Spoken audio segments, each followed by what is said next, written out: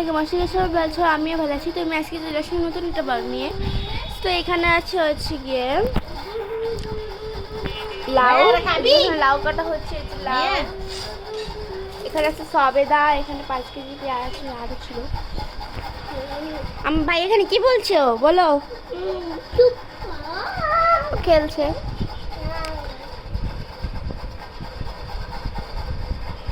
তোমরা কে কোথা থেকে ভিডিও দেখছো অবশ্যই লাইক কমেন্ট শেয়ার করে দিবা।